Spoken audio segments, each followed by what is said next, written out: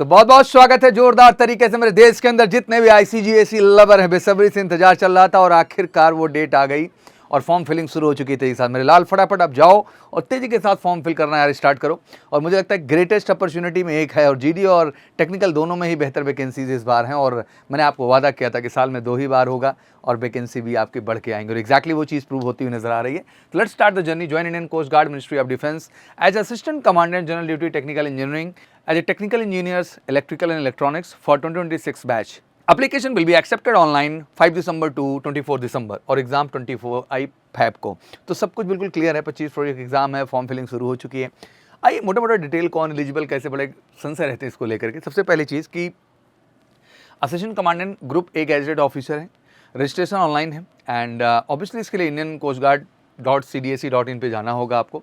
और ये हम लिंक आपको अपनी वेबसाइट मेजर कलसी क्लासेस के नोटिफिकेशन सेक्शन में भी डाल दे रहे हैं, तो वहाँ से भी क्लिक करके आप मेजर कलसी क्लासेस की वेबसाइट से जा सकते हैं। एलिजिबिलिटी क्राइटेरिया सबसे पहले आते हैं जनरल ड्यूटी में। बहुत कन्फ्यूजन मत लाइए, क्लियर कट समझा रहा हूँ। 21 से 25 साल तक का मोटा मोटा एज है, मतलब 1 जुलाई 2000 से 30 जून 2004 के बीच आपका जन्म हुआ है। फिर से कर दे रहा हूँ, 1 जुलाई 2000 से 30 जून 2004 के बीच आपका जन्म हुआ है। You are eligible to apply for this, इसके लिए आप एलिजिबल होते हैं। और क्वालिफिकेशन के तौर पे सिंपल आप जो है ग्रेजुएट होने चाहिए। हाँ, 10+2 आपका जो होना चाहिए मैथ और फिजिक्स से होना चाहिए। ध्यान रखिएगा, फिर से 10+2 जो आपका होना चाहिए मैथ फिजिक्स से होना चाहिए, स्पेशली ध्यान रखिएगा। बाकी सिंपल ग्रेजुएट हैं तब भी आप जनरल ड्यूटी के लिए अप्लाई करेंगे। बट टेक्निकल में अगर हम मैकेनिकल, इलेक्ट्रिकल और इलेक्ट्रॉनिक्स की बात करें तो 21 से 25 साल यहाँ भी एज है। डेट ऑफ बर्थ भी वही है, 1 जुलाई जो है 2000 से 30 जून 2004। बट एग्जैक्टली जो है इसमें इंजीनियरिंग डिग्री का होना जो है अनिवार्य है। अगर इंजीनियरिंग डिग्री आपके पास है तभी आप एलिजिबल हैं इसको अप्लाई करने के लिए। तो दोनों ब्रांच हो गए, जनरल ड्यूटी हो गया और टेक्निकल ब्रांच अपनी हो गई। ठीक है, आगे बढ़े। इसमें सिंपल ग्रेजुएट जा सकते हैं और बीटेक वाले जा सकते हैं। आगे बढ़ते हैं। बाकी इंजीनियरिंग में बहुत सारी डिटेल है, क्या क्या चीज़ें हैं वो सारी चीज़ें इसमें बताई गई हैं आपको। बाकी एज क्राइटेरिया है ही, ओबीसी में 3 ईयर्स है एंड SC/ST 5 ईयर्स है। वैकेंसीज क्लियर कट बता देता हूँ। जनरल ड्यूटी में भैया 110 है और टेक में मतलब इंजीनियरिंग जो इलेक्ट्रिकल हमारे हैं उनमें 30 है। टोटल 140 वैकेंसी है। फिर से क्लियर कर दूं, टोटल 140 वैकेंसीज हैं। ठीक है ना। टेंटेटिव सब्जेक्ट टू चेंज भी कहा जाता है, वैकेंसी बढ़ भी सकती है, बट 140 परफेक्ट है। 110 इसमें जीडी के लिए ही वैकेंसी है केवल। बढ़िया मौका, इससे अच्छा मौका नहीं मिलेगा। एडिशनल एलिजिबिलिटी क्राइटेरिया में candidate who are studying in the final year. बहुत सारे बच्चे होंगे जो कि फाइनल ईयर में पढ़ रहे हैं, चाहे ग्रेजुएशन हो चाहे बीटेक हो, या फाइनल सेमेस्टर में है, डिग्री कोर्स है। Are yet to pass the final degree examination can also apply, मतलब अपीयरिंग वाले भी अप्लाई कर सकते हैं। कोई ब्लैक लॉग नहीं होना चाहिए, हर सब्जेक्ट आप पास होने चाहिए ऑल सेमेस्टर में। ठीक है ना। और ध्यान रखना कि 30 नवंबर तक अपना डॉक्यूमेंट सपोर्ट आपको जमा कर देना होगा, 30 नवंबर 2025 तक। तब तक आपका सारा डिग्री पिग्री सबमिट हो जाना चाहिए। तो कोई दिक्कत नहीं, जितने अपीयरिंग वाले हैं वो भी फटाफट जाइए और इस फॉर्म को भर दीजिए बिना ज़्यादा सोचे समझे। बेहतर अपॉर्चुनिटी है आपके लिए। ठीक है, कुछ उन्होंने बताया ही है कि जो अपीयरिंग वाले हैं उनके लिए क्राइटेरिया क्या क्या हो जाता है। ठीक है ना। तो कोई दिक्कत नहीं है। Second year marksheet with the data be issue on before closing date of application, blah blah, बहुत सारी चीज़ें हैं, ध्यान से पढ़ लीजिए, कुछ इतना खास है नहीं बताने को।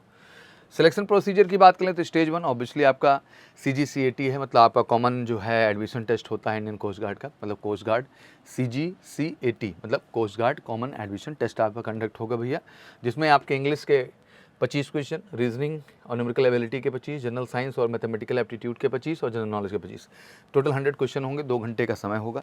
कोई नेगेटिव मार्किंग नहीं है, बट ऑब्वियसली पढ़ना पड़ेगा अच्छे से और अच्छे से पढ़ाई करके ही आप सफल हो पाएंगे। और मैं बड़े गर्व से कहता हूँ कि ICGSE की जब स्पेशली बात की जाएगी इस भारत में तो MKC आपको स्पेशल बैच देता है, ऑफलाइन में भी और ऑनलाइन में भी।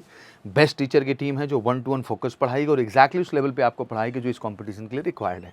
तो बिल्कुल कहीं भटकना नहीं है। कॉल करके 9696330033 MKC के साथ जुड़िए, ऑफलाइन ऑनलाइन जैसे आप कंफर्टेबल हो। स्टेज 2 मतलब स्टेज 1 क्लियर करने के बाद स्टेज 2 में आपका PSB होता है, जिसको प्रीलिम सिलेक्शन बोर्ड करते हैं। उसको डिटेल में भी हम बात करेंगे क्या होता है, उसके बारे में डिटेल में बात करेंगे। प्रिलिमिनरी आपका सिलेक्शन बोर्ड PSB स्टेज 2 की प्रक्रिया है। स्टेज 1 के बाद जब आप शॉर्ट लिस्टिंग में हो जाएंगे तो आपको इसके लिए बुलाया जाएगा। इसमें नोएडा भी बुलाया जा सकता है, मुंबई भी बुलाया जा सकता है, मुंबई भी, गोवा भी, चेन्नई भी, कोलकाता और शिलोंग और गांधीनगर सेंटर ये बनाए गए हैं जहाँ पे आपको अपने PSB टेस्ट के लिए बुलाया जा सकता है। ठीक है, सिंपली ये कंप्यूटराइज जो है कॉग्निटिव बैटरी टेस्ट कहा जाता है, CCBT and picture perception and discussion test. इसको बहुत आसान भाषा में समझो तो SSB के अंदर इसको BST कहते थे, बेसिक स्क्रीनिंग टेस्ट।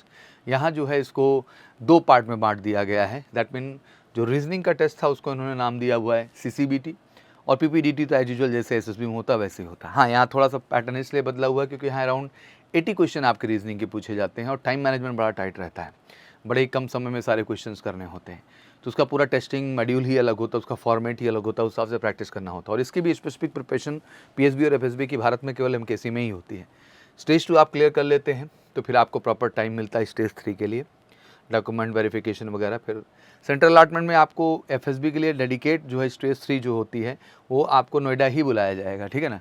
एंड पूरा 5 डे की एक जर्नी वहाँ पे होगी, जहाँ आपका साइकोलॉजी का टेस्ट, ग्रुप टास्क आपके हैं और इंटरव्यू पार्ट, सारी चीज़ें वहाँ प्रॉपर ढंग से डन की जाएगी। जैसे एसएसबी में आपका होता है साइकोलॉजी, जीटीओ और इंटरव्यू पार्ट, तो सारी चीज़ें यहाँ भी क्रमवार तरीके से की जाएंगी। फिर उसके बाद आपका स्टेज 4 आ जाएगा, जिसमें आपका मेडिकल एग्जामिनेशन रहेगा और उसमें भी आपको री मेडिकल्स ऑप्शन मिलते हैं, अपील का ऑप्शन मिलता है, बट मेडिकल प्रक्रिया आपकी डन की जाती है कंप्लीट तरीके से, ठीक है। फाइनली स्टेज 5 आपका जो है इंडक्शन होता है, और ये बड़ा अहम है कि इंडक्शन मैक्सिमम इसमें दिया गया है 27 दिसंबर 2025, क्योंकि 2026 का बैच है, बट बहुत एक्सटेंड करते हैं तो 31 दिसंबर तक आपको विषम परिस्थितियों में एक्सेप्ट किया जाता है। बहरहाल 27 दिसंबर 2025 ही जहन में आपको रखने की आवश्यकता है। स्टेज 1, फिर उसके बाद स्टेज 2, फिर क्रमशः स्टेज 3, फिर आपका स्टेज 4, फिर फाइनली स्टेज 5, और इस तरह से आप ज्वाइनिंग प्रक्रिया की ओर पहुँच जाते हैं। एप्लीकेशन जो है 24 दिसंबर तक ही एक्सेप्टेबल है, 24 दिसंबर तक ही एक्सेप्ट किया जाएगा, तो भैया जल्दी जल्दी जाइए कर दीजिए। अपडेट आपको मिल चुकी है प्रॉपर तरीके से, तो मैं बहुत खुश भी हूँ because it's a great opportunity for all of you. तो बिल्कुल आप जाइए बिंदास तरीके से और अप्लाई करिए, और इससे अच्छा मौका क्या ही मिलेगा। तो it's a great great great thing for you. And compulsory document to be uploaded by the candidate during the initial online application for stage 1। जो भी इनिशियल डॉक्यूमेंट्स हैं, जैसे पासपोर्ट साइज कलर्स फोटोग्राफ्स हो गई, before June 2024, front portrait in light background without head gear except for 6, live image capture during registration वहाँ पे होता है, कैंडिडेट स्कैन सिग्नेचर इमेज हो गई, स्कैन क्लियर थंब का left and right thumb impression लिया जाता है, date of birth certificate, identity proof हो गई आपकी, सर्विस सर्टिफिकेट का एनओसी अगर आप कहीं वर्किंग रहे हैं तो vigilance certificate to be signed by the CEO respect of arm forces personnel, अगर आप हैं या अदर गवर्नमेंट एम्प्लॉई हैं तो एचओडीज़ के द्वारा domicile certificate to be uploaded only by the candidate availing height relaxation in the according to the central government regulation. कुछ लोग जो पहाड़ी एरिया से आते हैं, हिली एरिया से आते हैं, उनके पास भी डोमिसाइल सर्टिफिकेट अपलोड करने का ऑप्शन होता है अगर करना है। ये लिस्ट ऑफ डॉक्यूमेंट्स हैं, ध्यान से देख लीजिएगा। ये पूरी डिटेल नोटिफिकेशन मैं आपको बता देता हूँ, ठीक है ना। All candidate accept SC/ST, charges ये लगते हैं फॉर्म भरते समय, तो अभी ध्यान से रखिएगा जब आप फॉर्म भर रहे हों। बाकी बहुत सारी चीज़ें और हैं इंटरनल, उनके बारे में बताता रहूँगा, बट आ जाते हैं जीडी टेक इंजीनियरिंग इलेक्ट्रिकल का अगर देखें तो 25 फरवरी को आपका स्टेज 1 है, 25 मार्च को आपका जो है मार्च 2025 में आपका जो स्टेज 2 होगा। स्टेज 1 ऑब्वियसली आपका रिटन एग्जामिनेशन है, रिजल्ट आएगा, तुरंत स्टेज 2 की प्रक्रिया शुरू होगी। स्टेज 2 की प्रक्रिया के लिए ऑब्वियसली आपको ज़्यादा समय नहीं मिलता है, टाइम गैप 10, 12, 15 दिन का गैप मिलता है रिजल्ट्स के बाद। रिजल्ट भी 10 to 15 डेज़ में आ जाता है, बहुत डिले नहीं करते हैं, बट मार्च में डन कर दिया जाएगा आपका स्टेज 2। फिर फाइनली स्टेज 3 शुरू होगा, उसमें टाइम होता है 20-25 दिन का टाइम, 30 दिन का उसमें मिलता है।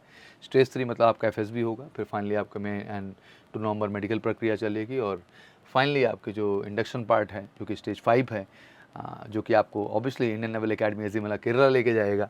इंडियन नेवी का जो ट्रेनिंग सेंटर है वही ICG का भी ट्रेनिंग सेंटर है, AC का भी। तो एग्जैक्टली यहाँ पे स्टेज जो 5th है वो इन दिसंबर में आपका प्रोसेस, मैंने डेट बता दिया 27 दिसंबर, उसके लिए फाइनल डेडलाइन है। बाकी बहुत सारी वीडियोज़ हैं डिटेल में, कई बार में इसमें मैं आपको बताऊंगा। आज मोटा मोटा एक ओवरव्यू देना था, मैं चाहता था आप इस सब फॉर्म को आप जम के भरें। और ट्रेनिंग मैंने बता ही दिया, जनवरी में शुरू हो जाएगी, आपके फर्स्ट वीक आप जनवरी में शेड्यूल हो जाता है। तो ये अपडेट थी जो मुझे आपको देना है था, आशा करता हूँ चीज़ें आपको क्लियर हो गई होंगी। सैलरी वगैरह की बात करें तो ऑब्वियसली टॉप ग्रेड की सैलरी है, उसमें कहने की ज़रूरत ही नहीं, क्योंकि एक ग्रेड ऑफिसर में आप जा रहे हैं तो सेम सैलरी सब कुछ वही लागू होता है। This is update and I really very happy कि ये बढ़िया मौका मिला है सभी मेरे ग्रेजुएट बच्चों के लिए और इंजीनियरिंग ग्रेजुएट्स के लिए, सिंपल ग्रेजुएट के लिए, मतलब BA BSc BCom कुछ भी करके बैठे हैं तो उनके लिए बढ़िया मौका है, और जो हमारे बच्चे बीटेक के उनके लिए बढ़िया मौका है। तो I think it's a great great great. तो फटाफट जाइए, बिना डिले किए इस फॉर्म को अप्लाई करिए ऑब्वियसली जो है, और साथ ही साथ कॉल करके 9696330033 जुड़िए MKC के साथ, ऑफलाइन ऑनलाइन जहां कंफर्टेबल हो। अच्छी मेहनत करते हैं और 25 फरवरी को 100% रिटर्न में सफलता लेते हैं, और फिर PSB FSB और मेडिकल में तो हम आपको सफल कराएंगे ही कराएंगे। कैसी लगी अपडेट कमेंट सेक्शन में जरूर बताएं। Thank you so much, wish you good luck, जय हिंद, जय भारत।